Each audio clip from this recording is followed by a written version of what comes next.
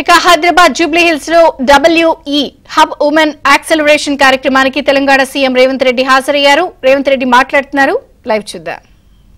దీర్ఘమైన Congress party అధ్యక్షురాలుగా శ్రీమతి సోనియా గాంధీ గారు బాధ్యత నెరవేర్చి 10 సంవత్సరాలు UPA 1 UPA 2 ప్రభుత్వాలను తీసుకురావడమే కాకుండా right to education act, right to information act, food security act ఇలాంటి అత్యంత పారదర్శకమైన చట్టాలను శ్రీమతి సోనియా గాంధీ గారు తీసుకొచ్చి మహిళల యొక్క శక్తిని నిరూపించి మహిళలే ఈ దేశానికి ఆదర్శం, మహిళా శక్తి అండగా నిలబడితే ఈ దేశం అభివృద్ధి పదం వైపు నడుస్తుంది అని చెప్పి నిరూపించిన పార్టీ ప్రభుత్వం కాంగ్రెస్ పార్టీ. మా ప్రభుత్వం ఈరోజు కూడా మా ప్రభుత్వం ఏర్పాటు చేసిన తర్వాత అప్పటి వరకు నిర్లక్ష్యానికి లోనైన స్వయం సహాయక సంఘాలను ఆర్థికంగా నిలబెట్టాలి. మహిళ ఆర్థికంగా నిలబడితే, ఒక్క మహిళ ఆర్థికంగా నిలబడితే ఆ కుటుంబాన్ని పూర్తి స్థాయిలో ఆర్థికంగా నిలబెడుతుంది. అలాంటి ఒక మహిళ కుటుంబాన్ని నిలబెడితే 1 కోటి మంది మహిళలు తెలంగాణలో ఆర్థికంగా నిలబడి 1 కోటి మంది మహిళలు కోటీశ్వరులు అయితే తెలంగాణనే ఈ దేశానికి ఆదర్శం అవుతుంది.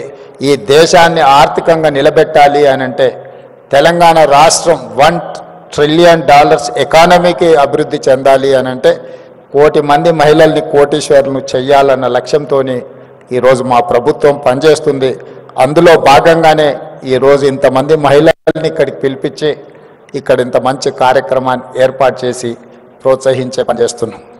మీ అందరికీ తెలిసి ఇక్కడికి వచ్చిన మహిళలు గతంలో మీరందరూ పండుగకు అమ్మగారింటికి వెళ్ళాలన్నా ఇంకేదైనా కార్యక్రమాలకు అమ్మవారిని దర్శించుకోవాలంటే ఇంట్లో బస్ ఛార్జీలు అడగాలి.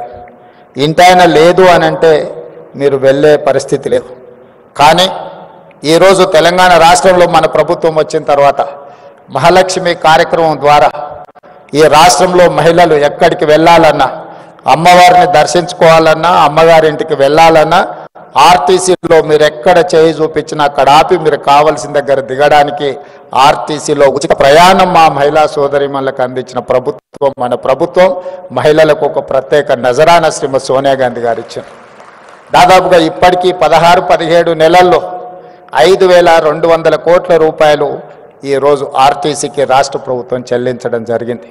మా మహిళలు ఆర్టీసీ ఉచిత బస్సు ప్రయాణం వినియోగించుకోవడం వల్ల ఆడబిడ్డలకు ఒక్కొక్కరికి దాదాపుగా నెలకు 5,000 రూపాయలు ఆదాయం మిగలడమే కాకుండా ఆర్టీసీ కూడా ఈరోజు లాభాల బాటల్లో నడుస్తుంది. గతంలో ఆర్టీసీ నష్టపోయి ఆర్టీసీని ప్రైవేటైజ్ చేస్తారన్నంత ప్రమాదానికి దారితీసింది. ఆనాడు జీత భత్యాల కోసం వాళ్ళు నిరసన తెలిపి బందులు పాటిస్తే దాదాపుగా 50 మంది కార్మికులు చనిపోవడం జరిగింది. అలాంటి ఆర్టీసీలో 50,000 మంది కార్మికులు ఉన్నారు.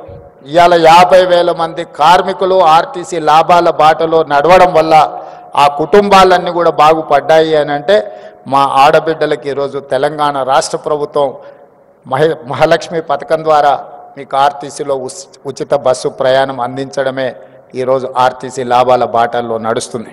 ఇదే కాదు, ఈరోజు ఆడబిడ్డలకు 500 రూపాయలకు సిలిండర్ అందించిన ఈరోజు గ్రామీణ ప్రాంతాలలో ముఖ్యంగా తండాలలో గూడాలలో ఉన్న ప్రభుత్వ పాఠశాలలు అమ్మ ఆదర్శ పాఠశాల పేరు మీద పాఠశాల నిర్వహణ పెత్తనం అంతా కూడా ఈ అమ్మల చేతుల్లో పెట్టాం.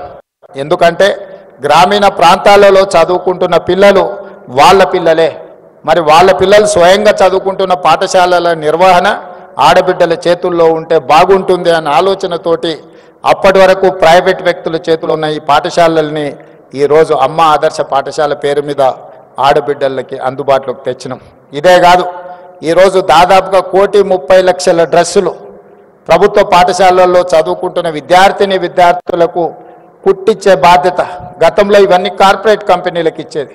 కానీ మన ప్రభుత్వం వచ్చిన తర్వాత పాఠశాలల్లో చదువుకుంటున్న ప్రతి విద్యార్థికి బట్టలు కుట్టే కార్యక్రమాన్ని మహిళా సంఘాలకు అందించడం ద్వారా ఈరోజు మహిళల్ని ఆర్థికంగా నిలబెట్టడమే కాదు, స్థానికంగా స్కూళ్ళు తెరిచిన మొదటి రోజే 65 లక్షల డ్రెస్సులు కుట్టి విద్యార్థులందరూ కూడా అందించడం జరిగింది. గతంలో ఎప్పుడు కూడా అక్టోబర్ నవంబర్ వస్తే కానీ వాళ్ళకి బట్టలు ఇచ్చేవాళ్ళం.